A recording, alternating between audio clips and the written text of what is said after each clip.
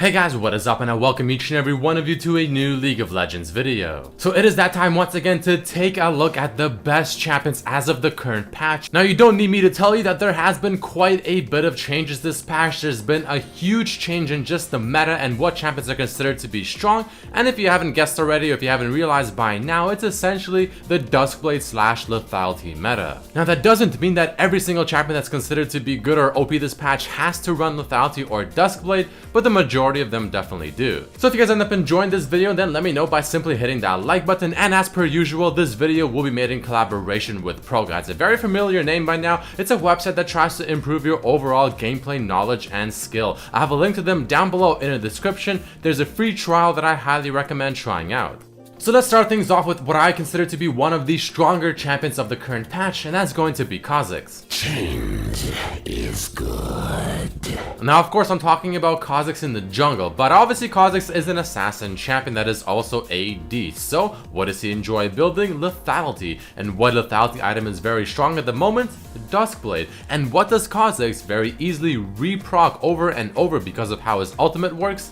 Duskblade as well. So not only does Khazix get a ridiculous amount of damage that just makes his auto attacks and Q that much stronger, but his passive and the Duskblade proc work together perfectly. It sets up the kill very nicely, and every time he goes into stealth with his ultimate, he's gonna keep reactivating the Duskblade proc, and it's gonna be only getting stronger and stronger. So just a whole bunch of factors on top of him being able to snowball well and just overall deal a buttload more damage, Khazix is fantastic at the very moment, being easily a top tier jungler. And on top of this, a couple of patches ago, he also got some slight buffs, so it just puts 2 and 2 together and makes Khazix a fantastic champion. So here's the recommended build for playing this bug. Thunderlords is going to be your keystone of choice. Your items are going to be essentially just lethality items, Duskblade being without question the core one, and everything else should be self-explanatory. But moving along the list, I want to talk about yet another assassin that's also very strong at the moment that can be played either in the top lane or in the mid lane. Talon. Live and die by the blade. Now Talon is a very strong champion as of this patch, very similar to reasons as to why Khazix is very strong. He can not only reproc Duskblade effect with his ultimate as well, since he does go invisible, but Talon at the moment also has the highest win rate of all top laners. The reason is because he can actually push in the lane quite fast. He's also got a lot of ways to jump around in the top lane, and he can also roam into the jungle and just make a lot of great plays happen. He's also really strong when it comes to split pushing, and the reason for that is because he's actually probably the fastest champion to be able to go ahead and join his team in the mid lane without actually having to use teleport. Almost every other top laner needs to take teleport to rejoin their team and to force those fights to happen, but Talon can split push, take ignite, and if a fight's about to happen in the mid lane, or if he sees a good opportunity to flank, he can just jump through all of the walls of the jungle and he'll be there very quickly. So it is just that, plus the fact that Duskblade and lethality is very strong at the moment, that makes Talon a very good champion. So here's the build for Talon. Your keystone is going to be either Stormraider Surge or Thunderlords, though Stormraider usually is the better choice, but not always. For items, you just go essentially full lethality with also a black cleaver, and everything else should be self-explanatory.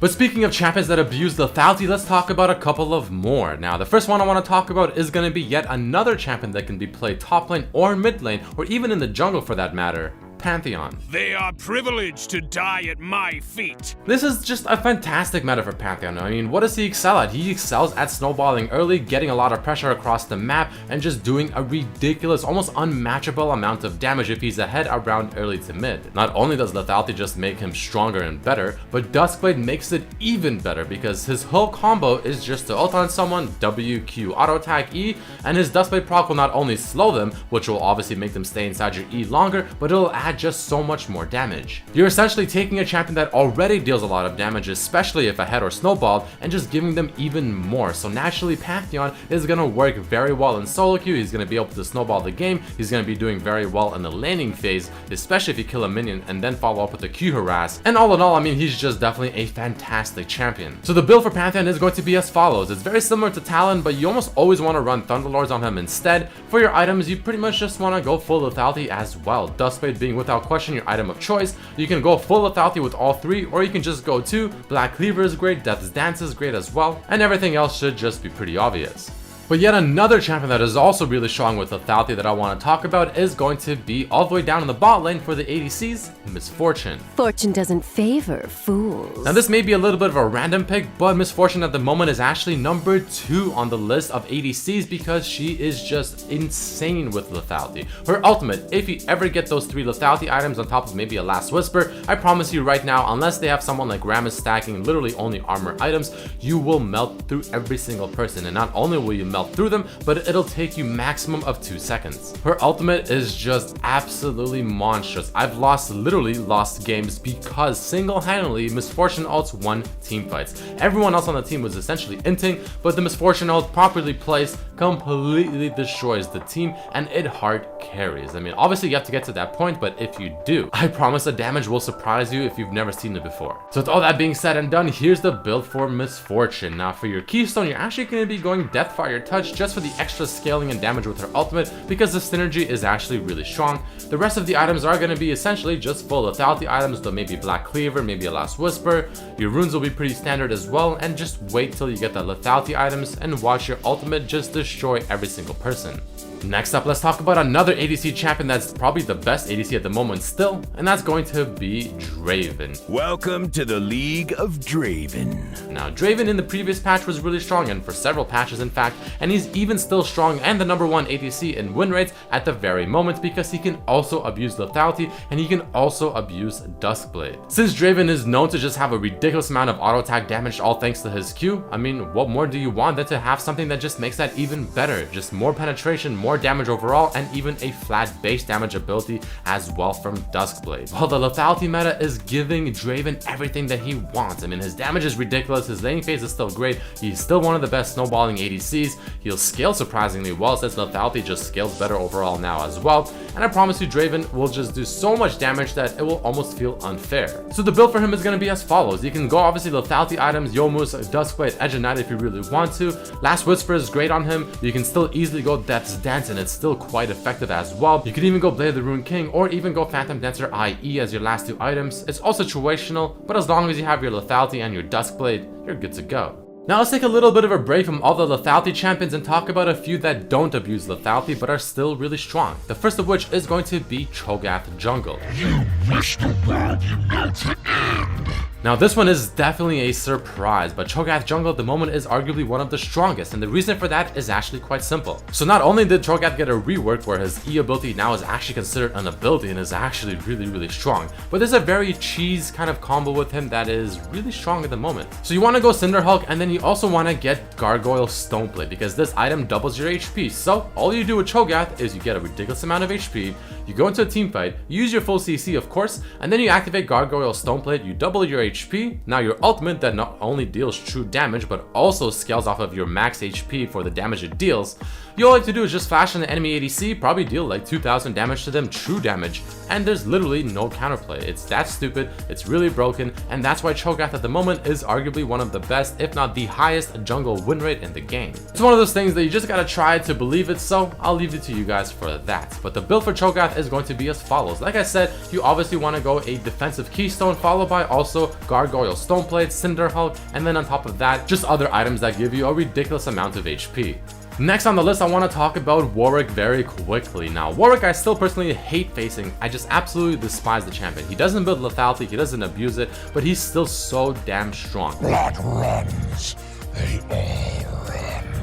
I hate facing the champion because I honestly think that it's first of all impossible to run away. His ultimate is just really damn good. The amount of lifesteal he gets from his Q is fantastic as well. So all you really have to do is just get a Tiamat, get that into the defensive Tiamat version, Titanic Hydra, and then just build essentially pure defensiveness. Not only will you counter lethality because a lot of armor does counter lethality, you'll be hard to kill, you'll have a lot of HP regeneration, especially if you decide to also get a Spirit Visage, and you're just a really strong champion. You have a lot of damage reduction, you have great initiation and CC with his W and E, and this is just personally a champion that I don't like to face, and I always ban if I really have to, so might be a kind of a, you know, personal vendetta if you will, but Warwick regardless is definitely a very strong champion still. So the build for him is going to be more or less the same as before. It should be pretty self-explanatory, not much more to say here. Fervor of Battle of course synergizing with his ultimate very well. If you really want to, you can go for a Duskblade Warwick build, though I don't think it's that amazing, but again, the build here you see is probably your best bet.